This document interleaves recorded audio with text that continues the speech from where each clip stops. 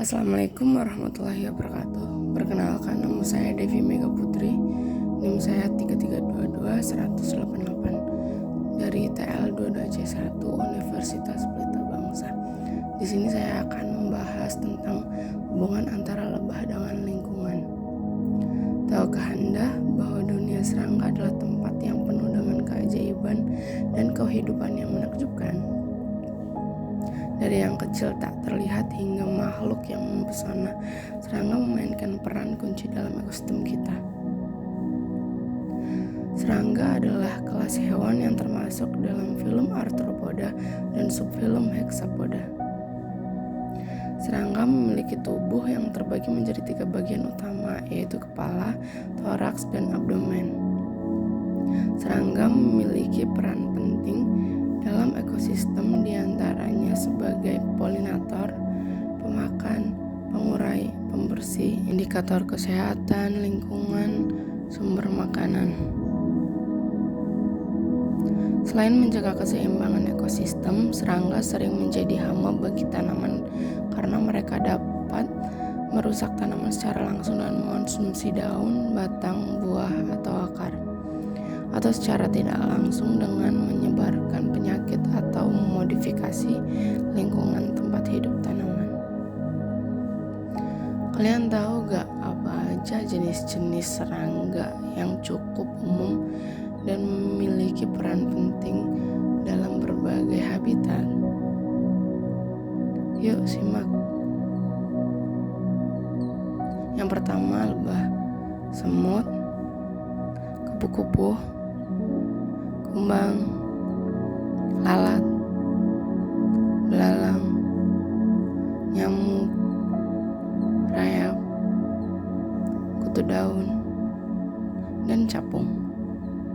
Sekarang kita akan bahas serangga yang berperan dalam proses penyerbukan atau polinator, yaitu lebah.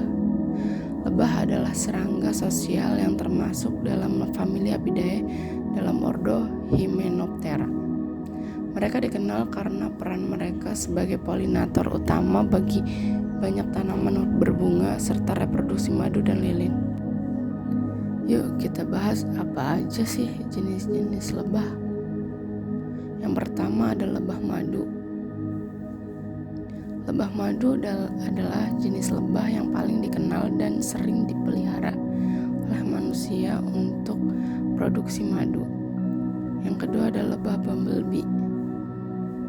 Lebah bumblebee adalah lebah besar yang memiliki tubuh berbulu tebal dan berwarna cerah. Yang ketiga ada lebah tanah.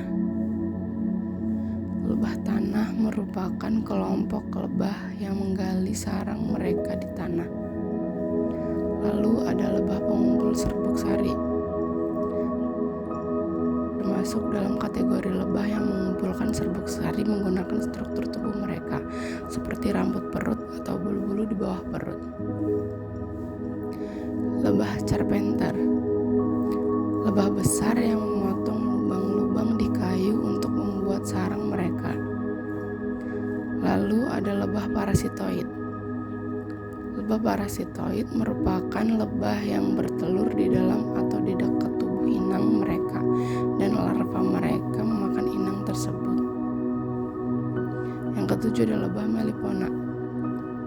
Lebah melipona, juga dikenal sebagai lebah stingless, adalah jenis lebah yang tidak memiliki sengatan.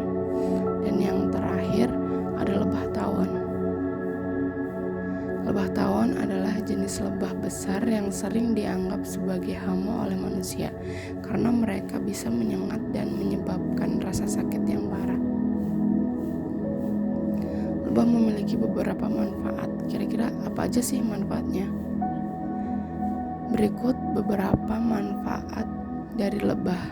Yang pertama, penyerbukan. Kedua, pembuahan, produksi madu, produksi lilin, pengembangan ekonomi.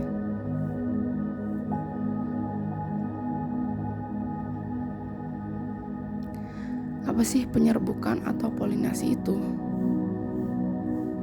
Penyerbukan adalah proses alami di mana serbuk polen Dari organ reproduksi jantan, bunga tanaman berpindah ke organ reproduksi betina dari bunga yang sama atau dari tanaman yang berbeda.